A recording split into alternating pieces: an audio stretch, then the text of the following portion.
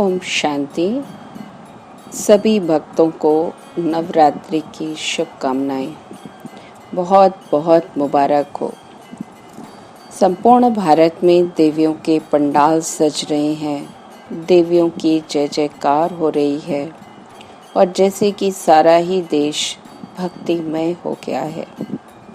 हमारा देश भारत आध्यात्म प्रधान देश है, जिसकी सभ्यता और संस्कृति बहुत ही श्रेष्ठ है और ये श्रेष्ठ सभ्यता और संस्कृति हमारे त्योहारों में झलकती है।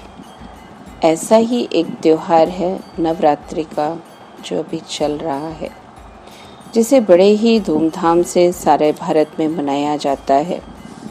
भारत में वैसे 2 नवरात्रि मनाई जाती है और ये नवरात्रि हमेशा जब ऋतु परिवर्तन होती है उसी समय आती है। नवरात्रि अर्थात कोई 24 घंटे की दिन और रात्रि की बात नहीं है, परंतु जिस प्रकार श्रीमद् भगवद गीता में कहा हुआ है कि ब्रह्मा की रात्रि और ब्रह्मा का दिन, सतयुग त्रेता है ब्रह्मा का दिन और द्वापर कलयुग है ब्रह्मा की रात्रि। इसी प्रकार जब संसार में अज्ञानता की रात्रि छा जाती है तो ऐसे समय पर ही परमात्मा भी इस संसार में शक्तियों की उत्पत्ति करते हैं, जिससे यह अज्ञानता का अंधकार समाप्त हो और मनुष्य जीवन में ज्ञान का प्रकाश फैल सके। और ऐसे समय पर ये त्योहार मनाए जाते हैं और उसका ये आध्यात्मिक भाव है।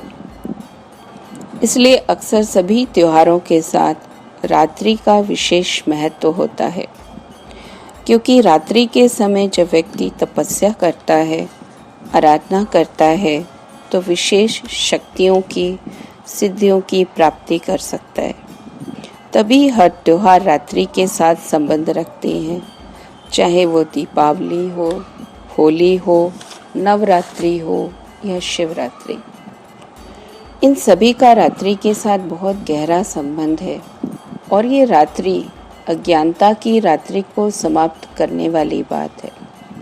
साथ ही साथ इन्हीं दिनों पर मंदिरों में घंटे बजाते हैं, शंख बजाते हैं और शंख बजाने से जो ध्वनि उत्पन्न होती है, उससे जो तामसिकता वातावरण में है, उस तामसिकता को समाप्त कर आसुरी वृत्ति जो व्यक्ति के अंदर है, उसको समाप्त कर एक ऊर्जा जागृत करने की बात है। इसलिए नवरात्रि में विशेष इन्हीं बातों के आधार पर नव देवियों का गायन है। इस नवरात्रि त्योहार में लोग सबसे पहले कलश की स्थापना करते हैं, दूसरा अखंड दीप जलाते हैं, व्रत नियम उपवास करते हैं और चौथा कन्या पूजन करते हैं। इन सब बातों के पीछे भी एक आध्यात्मिक भाव है। सर्वप्रथम कलश की स्थापना अर्थात निराकार परमपिता परमात्मा शिव जब इस संसार में आते हैं तो हमारी बुद्धि के अंदर ज्ञान का कलश, जिस ज्ञान कलश की स्थापना से अज्ञानता का अंधकार नष्ट होता है। दूसरा अखंड दीप जलाते हैं अर्थात आत्मा की ज्योति को प्रगटाते हैं। उसमें ज्ञान का घृत जब पड़ता है तब आत्म ज्योति निरंतर जगने लगती है, अर्थात ये अखंड दीप हमारा जागृत हो जाता है। साथ ही साथ व्रत नियम और उपवास। व्रत अर्थात जीवन के अंदर कोई न कोई दृढ़ संकल्प हमें इन्हीं दिनों में धारण करना होता है। लोग इसीलिए अक्सर 9 दिन विशेष कोई न कोई दृढ़ संकल्प को अपने मन के अंदर धारण करते हैं। नियम अर्थात इन्हीं दिनों में विशेष कोई नियम को अपनाते हैं कि प्रतिदिन रोज सवेरे उठना और उठ करके कुछ न कुछ आराधना करना, परमात्मा को याद करना और उपवास करते हैं। उपवास के पीछे भाव यही है कि मनुष्य के मनोबल में वृद्धि हो।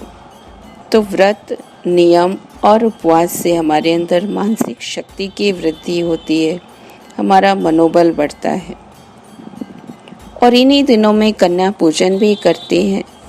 इस कन्या पूजन के पीछे भी भाव यही है कि जो संसार के अंदर कन्याएं हैं उनका सम्मान करना, और जब इनका सम्मान करते हैं तो परमात्मा भी प्रसन्न रहते हैं। लेकिन आज की दुनिया में देखा जाता है कि एक तरफ तो नवरात्रि के दिनों में देवियों की तो खूब पूजा करते हैं व्यक्ति, लेकिन अगर उनके घर में कन्या का जन्म होने वाला है तो भ्रूण हत्या भी करवाते हैं। कहने का भावार्थ है कि क्या ऐसी कन्याओं का एक ओर जब व्यक्ति भ्रूण हत्या करवाता है और दूसरी तरफ कन्याओं का देवियों का पूजन करता है तो क्या परमात्मा उन्हें क्षमा कर देंगे, माफ़ कर देंगे? कहा तो यही जाता है कि जिस घर के अंदर नारियों का सम्मान होता है, कन्याओं का सम्मान होता है, उसी घर में देवताएं भी वास करते हैं, अर्थात उनके घर में दिव्यता का संचार होता है। इसलिए नवरात्रि हमें ये भी एक बहुत महत्वपूर्ण संदेश देती है कि किस तरह हमेशा कन्याओं का, माताओं का, बहनों का विशेष सम्मान करें। उन्हें एक देवी की दृष्टि से हम देखें कि हमारे घर में एक देवी का जन्म होने वाला है, तब परमात्मा भी प्रसन्न हो जाते हैं और तभी वो घर धन धान्य से संपन्न होता है। इसलिए विशेषकर नवरात्रि में प्रथम 3 दिन माँ दुर्गा की पूजा होती है। उसके बाद के 3 दिन माँ लक्ष्मी की पूजा होती है और उसके बाद अंतिम 3 दिन माँ सरस्वती की पूजा करते हैं। माँ दुर्गा की पूजा इसलिए की जाती है कि माँ दुर्गा माना हमारे दुर्गुणों को नष्ट करने वाली। तो जो हमारे जीवन के अंदर कलयुग की रात्रि के समय में दुर्गुण आ गई हैं, उन दुर्गुणों का हमें नाश करना है। जब दुर्गुणों का नाश करते हैं उसके बाद महालक्ष्मी की पूजा करते हैं, अर्थात महालक्ष्मी की पूजा करने का भावार्थ ये है कि जब दुर्गुण नाश होते हैं तब व्यक्ति के अंदर अच्छे संस्कार, अच्छे गुणों का संचार होता है और इन्हीं गुणों के माध्यम से हमारा चरित्र श्रेष्ठ बनता है। हमारे जीवन के अंदर श्रेष्ठ संस्कृति, श्रेष्ठ सभ्यता आने लगती है, और जहाँ श्रेष्ठ सभ्यता, श्रेष्ठ संस्कृति, दिव्यता का संचार होता है, वहीं माँ लक्ष्मी की पधरामणि होती है। अगर व्यक्ति की बुराई के अंदर माँ लक्ष्मी की पधरामणि हो तो ये कहें कि वो धन का दुरुपयोग होता है, जो व्यक्ति को रसातल में पहुंचा देता है या व्यक्ति का सर्वनाश करने के निमित्त भी बनता है। लेकिन जहाँ श्रेष्ठ सभ्यता, श्रेष्ठ संस्कार का सिंचन होता है, दुर्गुणों का नाश होता है, और तब अगर माँ लक्ष्मी का आह्वान हो तो वो उनके जीवन को और उन्नति की ओर ले जाती है, उसका जीवन भरपूर हो जाता है। उसके बाद माँ सरस्वती का पूजन होता है। भावार्थ ये है कि जहाँ श्रेष्ठ संस्कार हो, दुर्गुणों का नाश हो, वहीं अगर धन व्यक्ति के जीवन में आए, सद्गुणों का धन, श्रेष्ठता का धन और अच्छाइयों का धन उसके जीवन में जब व्याप्त होने लगता है, और ऐसी भूमि में अगर माँ सरस्वती यानी ज्ञान का संचार होता है तो व्यक्ति जीवन के अंदर कितनी उच्चता को प्राप्त कर सकता है। तो इसलिए 3 देवियों का विशेष नवरात्रि में गायन होता है। साथ ही साथ अगर देखा जाए तो वैसे कहा जाता है कि विद्वान की उपाधि पुरुष को प्राप्त होती है। इसी तरह युद्ध के मैदान में पुरुष जाता है और धन कमाने के लिए भी अक्सर पुरुष ही मेहनत करता है, परंतु जो पुरुष ये मेहनत करता है उसके बाद भी पूजा माँ दुर्गा की करता है, माँ लक्ष्मी की करता है और माँ सरस्वती की करता है। कारण क्या? धन का देवता नहीं है, शक्तियों का देवता नहीं है और ज्ञान का देवता नहीं दिखाया गया है। कहने का भावार्थ यही है कि जीवन के अंदर ये 3 देवियों का विशेष महत्व, विशेष स्थान है।